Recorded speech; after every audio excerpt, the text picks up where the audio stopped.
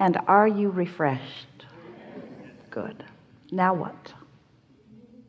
This will be added to my deliberate creation resume. You're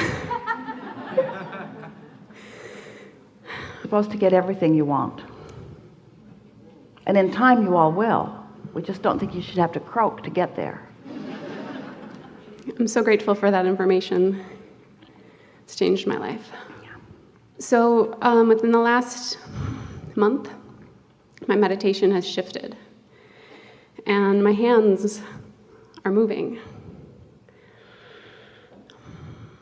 And I found a pen. That means you have found the vibrational frequency of your source and you're in the receptive mode. And so you're translating those impulses. We want you to know that source does not move your hand. Source gives you the impulse to move your hand. Source gives you the impulse of the thought. In other words, it's the impulse. The words that I found, the images that came to me were overall, and then that was all I got so far. And well, now think about it. So overall, so you're translating it. So you're beginning the translation process. So the thought that's being offered is broader perspective, all in this together, all is one, we are all one. Overall is a good translation of that, don't you think? Mm-hmm. Overall? Mm-hmm. Yeah. And since it was an incomplete sentence, and I have you here, and I'm sitting here, I was wondering if that information could come through you, since you're so well-versed and practiced and...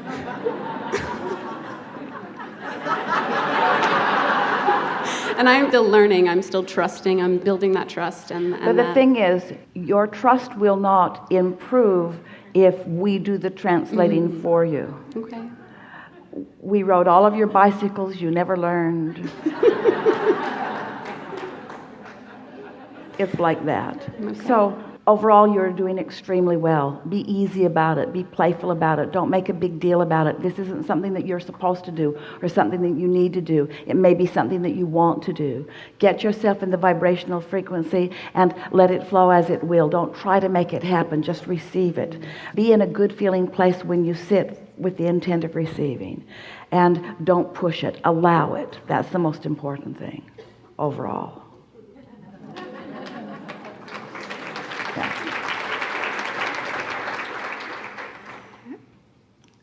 I'm curious about one other thing. Well, I have a lot of things I'm curious about, but distinguishing that inner guidance right now is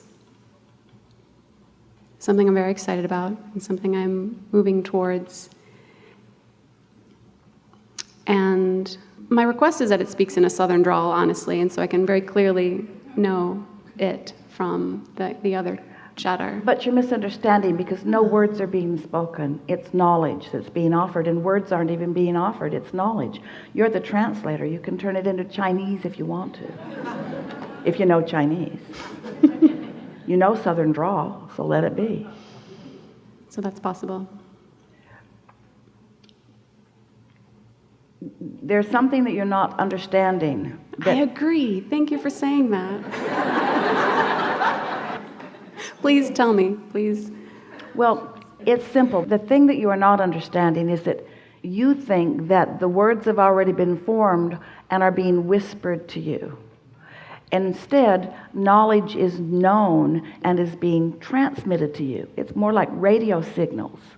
But the radio signal has to be translated, and you are the translator. And so that's why you want to have meditated, or you want to be in a high-flying place so that your frequency is here rather than here with resistance. And then the translation will just occur to you. In other words, it's a realization. That's why we say don't try to make it happen. Sometimes people sit with the intent of receiving, but their head is all full of questions, and the question is always at a different frequency than the answer. So that's why you want to clear your mind of the question. Let the question be something that you think about all through the week or all day or whatever, and then when you sit to realize or to receive, just clear your mind and hold simple thoughts like, this is simple and it will evolve, and whatever it is, and it's not for me to make it happen, and I will recognize it or I won't, and in either case it's all right. In other words, just put yourself in a place where in any way it goes is all right with you. And as you do that regularly, you will begin to realize that you are receiving thoughts. For Esther, she had been guided by someone to meditate. She didn't want to. She and Jerry thought that that was what weird people did. We are business people, you know, they explained. We're business people. We don't really walk on hot coals, and we don't lie on beds of nails, and we don't meditate. But they were encouraged to meditate. What does that mean? Quiet your mind, wear comfortable clothing, sit in a room where there's no distractions, and quiet your mind. Focus on your breathing or something. So Esther did that, and right away she felt different. She knew something was happening, but it was certainly not communication. So she liked it so much that she and Jerry meditated every day for about 15 or 20 minutes for 9 months. And then one day she began receiving movement. You're talking about your hands moving. Her nose was moving like it was spelling letters. We were spelling the alphabet. We were delivering to her the basis of her vocabulary, which she was translating into the alphabet. And when she got to MNO, that's when she realized what was happening. She said to Jerry, I'm spelling the alphabet with my nose.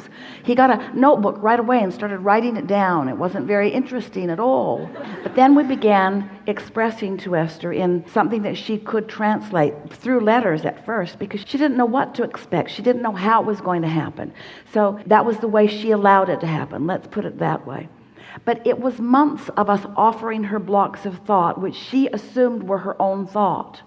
Because when you're the translator of it, it sounds like you. It sounds like the way you put words together. And since Esther had no religious background, and we did not want her to, she had no philosophical bent that she was leaning in the direction of. Esther was as close to a sort of neutral, living happily ever after person as we have ever known. So we were able to start at the beginning with her with very simple structures that began the building of this understanding. We began talking in very general terms, and it was weeks later that Jerry began asking questions like, how does this all fit together? And we said, there are really 3 things that you want to know about. We could even call them laws. One is law of attraction, which means that you get what you think about, whether you want it or not. The other is the law, or really the science of deliberate creation, which means as you deliberately direct your thoughts, you have control over the way things happen to you. And the third is the law, let's call it the art of allowing, which is you have to find yourself in the vibrational frequency that allows. But it was quite a while before Esther was articulating with that kind of definition. You see what we were getting at? Mm-hmm. So you just have to be patient with yourself. Every day Esther would say, Abraham, she said it today twice, Abraham, I want to speak clearly your meaning. I want to be in the frequency. Now she says it differently than she did then. Then she was saying in the early days, Abraham, I want to speak clearly your words. Now she is saying, Abraham, I want to be vibrationally up to speed with you so that I can realize what it is you're wanting to say to these people and deliver it seamlessly. You see what we're getting at? I do. So that's why we say, be easy about it. Don't try to make anything happen. You don't want to get your head. Esther really does not want to do this stuff. She doesn't want to do this stuff because she doesn't want to get her head in the game. It takes a little longer, did you notice, for Esther to receive us after she's had her way with you. In other words. So quiet your mind and let what will be and enjoy the evolution of it. Enough? Enough. Good.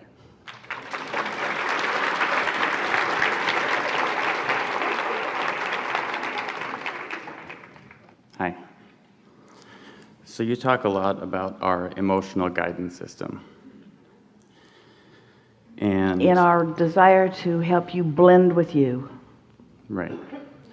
So I've known for a long time and I always felt extremely sensitive.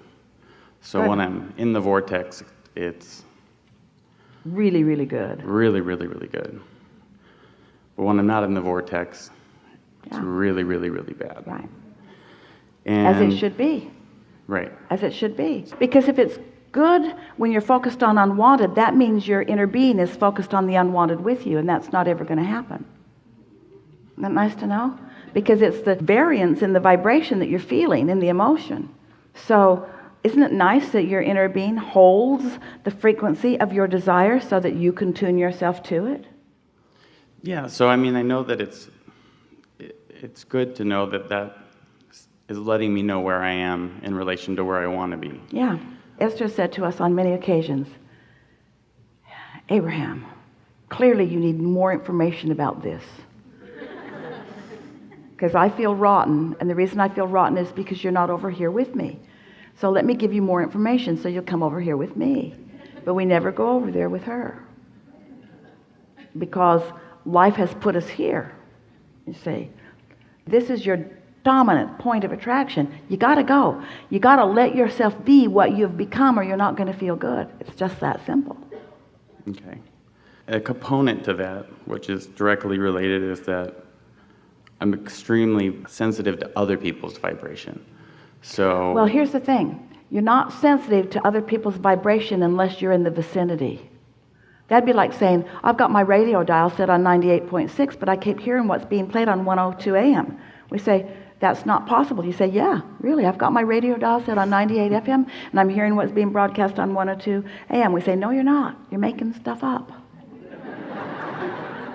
So you think I'm projecting my vibration onto them?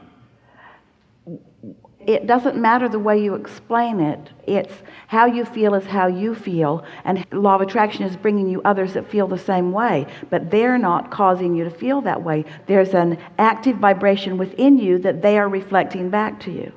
Okay. And this sensitivity thing is really good.